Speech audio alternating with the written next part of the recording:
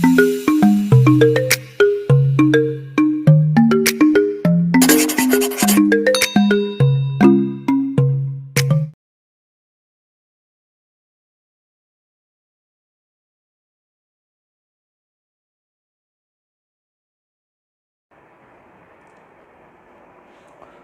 evening. In the previous class, we had discussed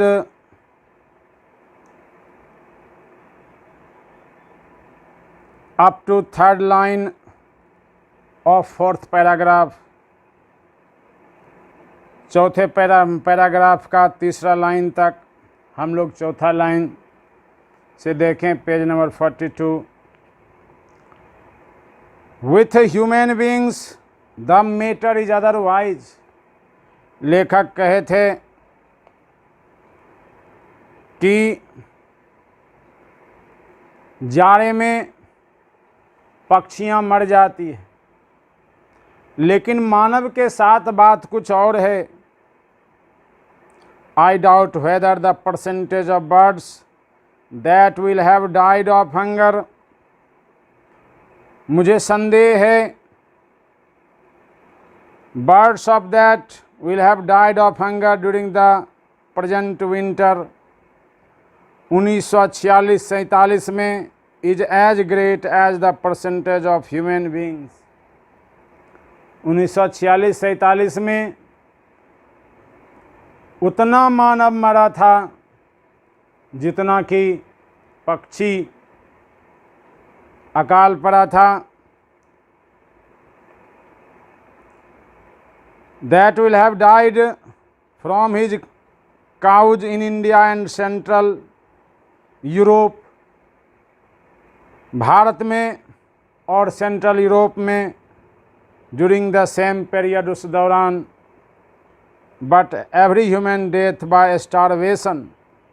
लेकिन हर एक मौत भूख से is proceeded by long period of anxiety.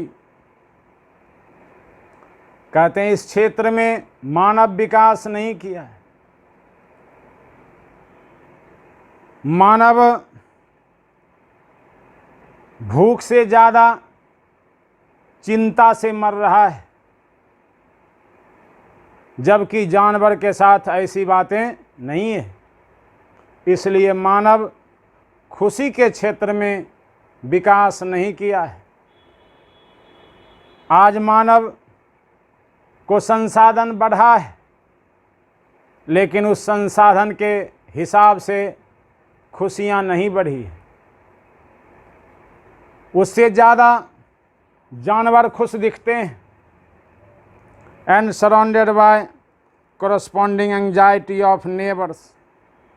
मानव तरह तरह की चिंताओं से घिरा हुआ है. जैसे पड़ोस की चिंता. We suffer not only the evils that actually befall us. हम सिर्फ उसी से चिंतित नहीं होते हैं जो हम पर बीतता है, but all those that our intelligence tells us. बल्कि वह सब जो बौद्धिक रूप से बुद्धि हमें प्रेरित करती है. We have reason to fear. हमें डरने का भी कारण है कि मानव डर से भी चिंतित है.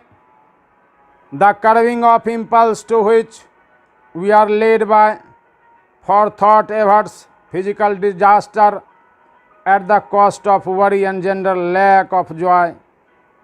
इसलिए cost of worry, general lack of joy, उस चिंता के कारण मानव में खुशियों की कमी है. I do not think that. मैं यह नहीं मानता हूँ कि the learn man of my अक्वाइंटेंस, मेरे परिचित में विद्वान लोग हैं even when they enjoy secure income, जबकि वे निश्चित इनकम का आनंद लेते हैं। ये है कि मंथली में इतना रुपया आएगा ही आएगा, क्योंकि जो सरकारी जॉब में are as happy as the mice, लेकिन खुशी के क्षेत्र में वे उतना ही खुश हैं जितना कि चूहिया। That eat the crumbs from their tables, जो कि उन्हीं की टेबल पर से रोटी का टुकड़ा ले जाती है और खाती है, लेकिन उसी रोटी के टुकड़ा को खा करके वह खुश रहती है, लेकिन उसी रोटी को खा करके मानव खुश नहीं रहता। द इरूडाइट जेंटिलमैन स्नूज, वह चूहिया तब रोटी लेकर के भाग जाती है जब मानव इधर उधर नज़र दौड़ाता है। इन दिस रेस्पेक्ट, इस संबंध में, I am not convinced that there has been any progress at all, मैं नहीं मानता हूँ कि कोई विकास हुआ है। खुशी के क्षेत्र में कोई विकास नहीं हुआ है। Paragraph 5, as to the diversity of enjoyment, आनंद के विविधताओं के क्षेत्र में, however the matter is otherwise, बात कुछ और है। I remember reading an account of some lions, मुझे याद है कि मैंने पढ़ा था शेर का कुछ वर्णन, हुए taken to movie showing successful depredation of lions in wild states, जिन्हें सिनेमा देखने के लिए ले जाया गया, but none of them got any pleasure from the spectacle, लेकिन उसमें से कोई शेर सिनेमा का आनंद नहीं लिया।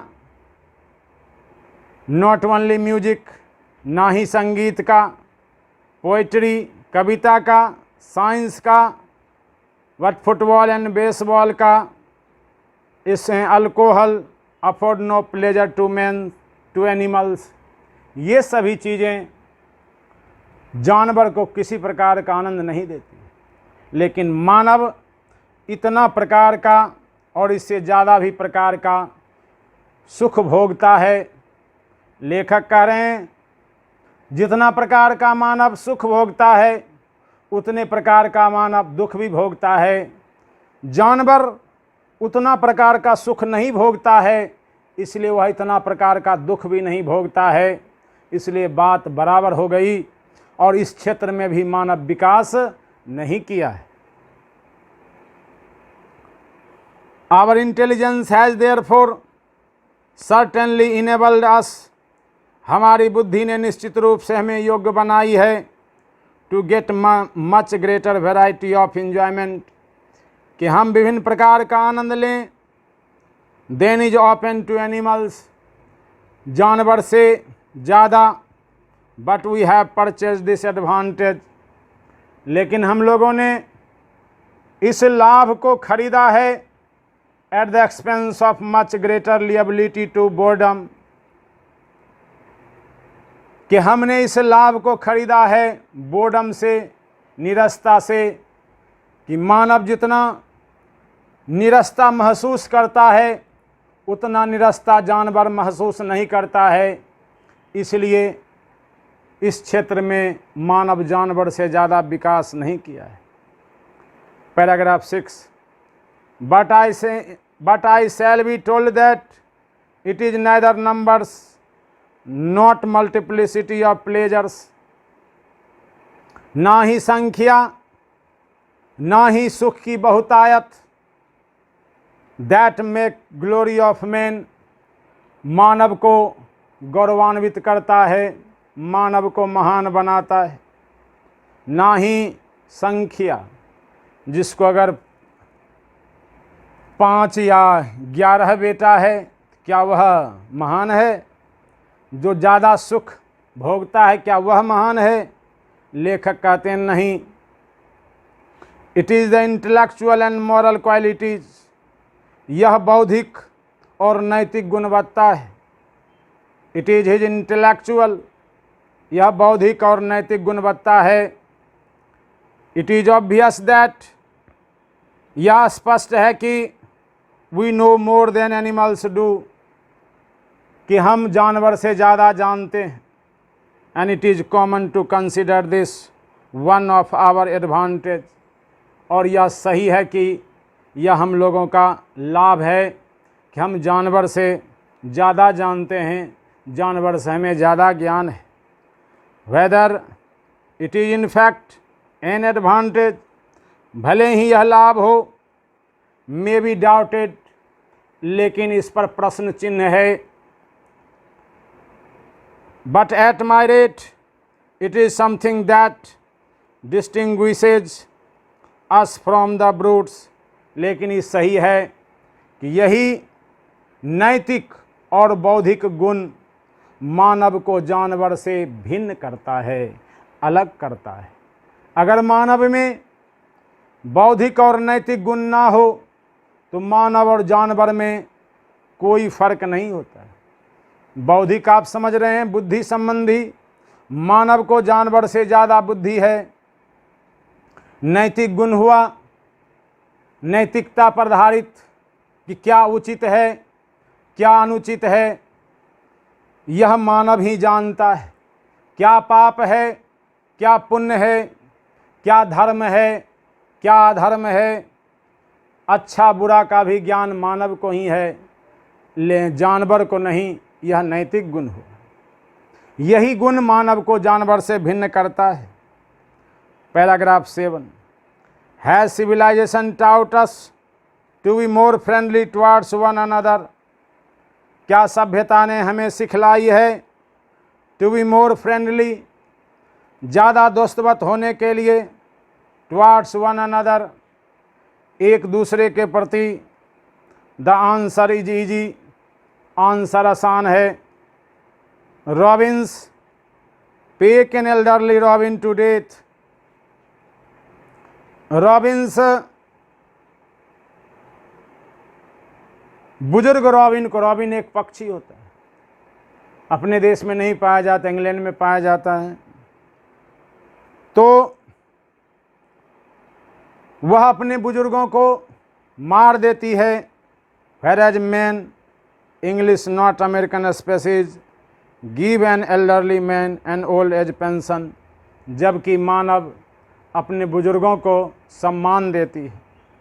With in the herd we are more friendly to each other, अपने समूह के बीच, फिर कह रहे हैं किस क्षेत्र में भी मानव विकास नहीं किया है कि हम अपने समूह, हर्ड मीन्स झुंड, समूह के बीच, अपने झुंड के बीच, अपने समुदाय, जाति, धर्म, वर्ग के बीच ज़्यादा दोस्तवत रहते हैं एक दूसरे के प्रति। Then are many species of animals, अन्य जानवर के बनस्पत। But in our attitude towards those outside the herd, लेकिन वो लोग जो हमारे समुदाय से बाहर हैं, हमारे जाति से बाहर हैं, हमारे धर्म से बाहर हैं, उनके प्रति हम सद्भाव नहीं रखते हैं। अपने समूह के बीच, जाति के बीच, धर्म के बीच सद्भाव रखते हैं, लेकिन अपने जाति से परे नहीं रखते हैं। यह भी मानव का गुण नहीं है। जरा सोचिए, सब मानव मानव ही है, चाहे वह किसी जाति का हो, किसी धर्म का हो, किसी देश या समुदाय का हो।